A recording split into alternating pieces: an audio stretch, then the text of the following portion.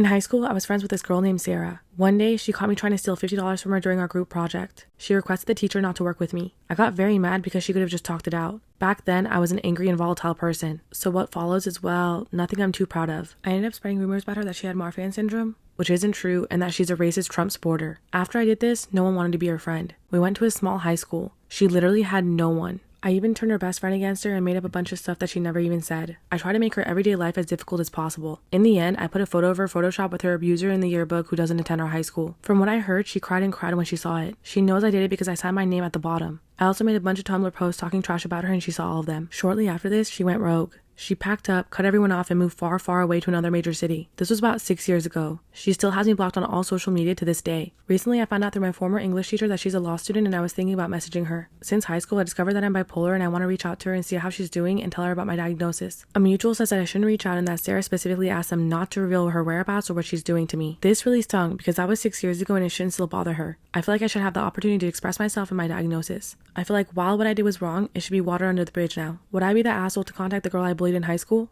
Storytime when a celebrity came into my job and refused to pay. Every so often, we get a celebrity in the restaurant. I've never been here when it's happened though. We're not too far from our city's main concert venue, but the owner still has a strict no comping meals for anyone based on star power policy that we're all apprised of when we were hired. His logic being it'll start as just one exception and turn into all sorts of D-listers sniffing around looking for an ego boost. Ironically, this has never been a problem because the 1 or 2 times we've had real celebrities in, they've never expected a free meal, they've paid and tipped well. It's only the D-listers who act all shocked when the check comes, but we almost never get them either, so it's really not a big deal, until last week. We're located right by my college, and a girl who attends my college was recently on the Dr. Phil show. She was not a featured guest, she did not appear in person, but she was teleconferenced in for like maybe a total of 3 minutes to weigh in on the featured guest's, a friend of hers from high school I think, relationship. But because she was on TV, she thought she was the hottest thing to have ever happened on campus. I'd hear people joking about how she was going around telling everyone she was a celebrity and how she kept expecting people to recognize her. It sounded really cringy and terrible. But I don't know her, I hadn't even seen the show, so what did I care? It was fun gossip for 10 seconds, but I quickly forgot about it. However, this girl's self-absorption wasn't completely baseless. There are a lot more students on campus than usual this summer because so many took gap semesters to avoid Zoom during COVID. Not much is happening around here as we ease back into normal life, so people did get unreasonably excited about someone from our school being on national TV. So she was sort of being treated like a celebrity. She was getting a lot of special attention. She even got some free things on campus and had some people ask to take a photo with her. In an ironic sense, but she didn't understand that. So she decided to start testing the waters off campus and I guess met with some success because most of the nearby businesses are staffed with students. She soon appeared in our restaurant. She was a nightmare from the moment she stepped in the door. I didn't recognize her at first, but it all clicked that she was demanding a 4 top despite being a party of 1. We were okay with it only because we weren't especially busy. She didn't make eye contact with her server. She wasn't in my section, but I ate up every second of her visit with us once I realized who she was. The first thing I heard her say after the server said hi and introduced himself was, "Menu, water, new fork." Like she was writing out a list. Her server was only just bumped from trainee status and he's barely 16, so it especially sucked that she was dumped on him. He's incredibly shy and sweet. If I'd anticipated the shitstorm this woman blew in with her, I'd have swap with him. But this all happened pretty quickly and I'll usually do anything to avoid serving classmates I don't like. It's rare I don't like a classmate that I haven't met, but there's a first time for everything. Of course, nothing on our menu was acceptable to her as is. She had to get a ton of substitutions and additions. Even her side salad of mixed greens had to be, not kidding,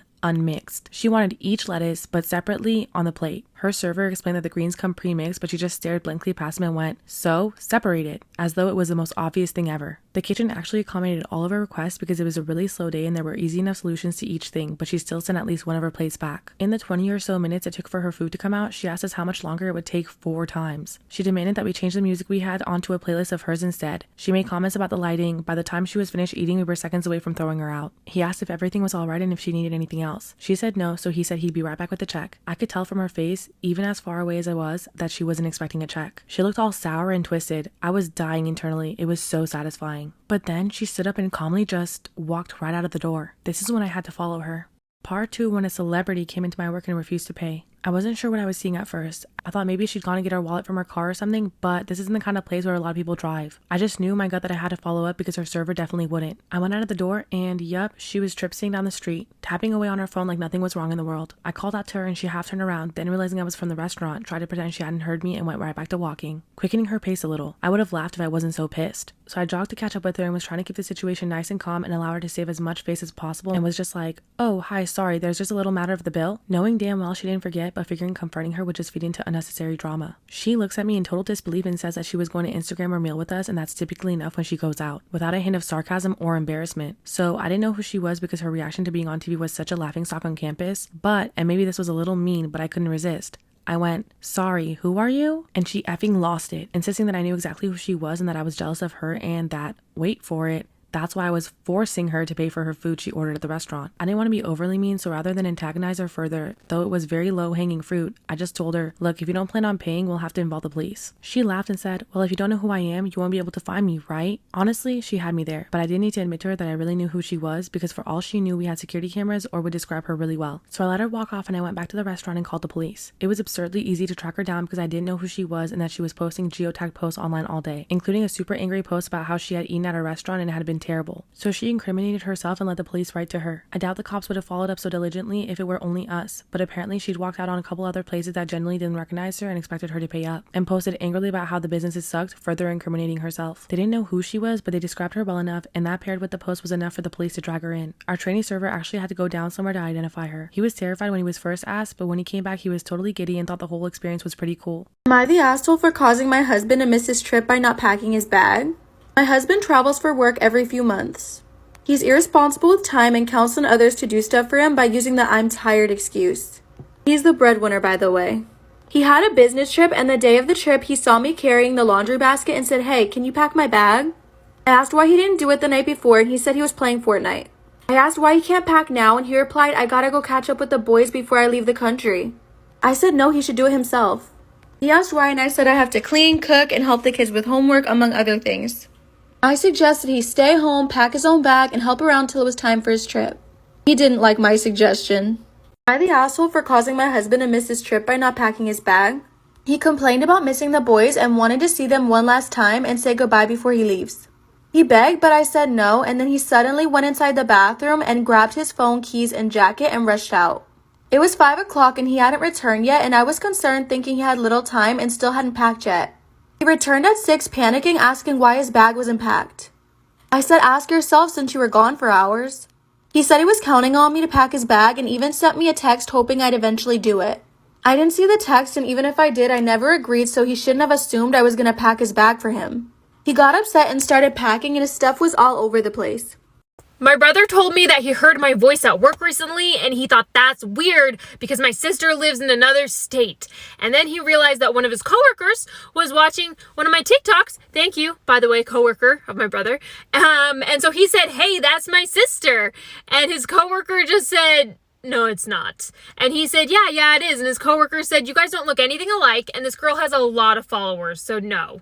And in the guy's defense, my brother and I don't look alike or like the same stuff or talk the same, or we're very different, but we do have the exact same parents. So that's a pretty big thing to have in common. And on the follower count, you don't lose siblings as you gain followers. It's not like every 100,000 siblings you just like... If there was a button I could press to trade certain siblings for followers, I would, and they know who they are, but that's not a thing. And so my brother said, "No, really, that is my sister." And the guy said, "Okay, well, if she's your sister, do you have any pictures of you guys together on your phone?" And my brother said, "No, I just got a new phone, so I don't have any pictures on it," which is true, but also sounds like something a liar would say. And then my brother found out that multiple of his work colleagues are subscribed to me on TikTok, which again, thank you. But he called me because he was concerned. He realized that his coworkers probably know me better than he does because he doesn't follow me on TikTok because he doesn't think I'm that cool for some reason. So we had a really nice chat thanks to that happening. I feel like we have some weird rules regarding eating sushi at restaurants, and we need to agree on what they are. Because when I go and get sushi, I order for myself, and then I eat what I ordered, and then other people they order for the whole table, and then we share. And is this how we're supposed to do it? Because typically, like, I ordered a roll the other day. I was at dinner with a friend, just a friend, not even a date, and he just started eating the sushi off my plate, and then he said, "Wow, eel is really good." And I said, "I know, that's why I ordered it." And he ate all my sushi, like all of it, and then expected me to eat his California roll. What? We don't do that with other foods. Nobody would just reach over and take a bite of your steak without asking and then be like, "Oh, I think I do like rare steak better," and then continue to eat the whole thing. Next time someone comes near my sushi, I'm just gonna stab their hands with my chopsticks.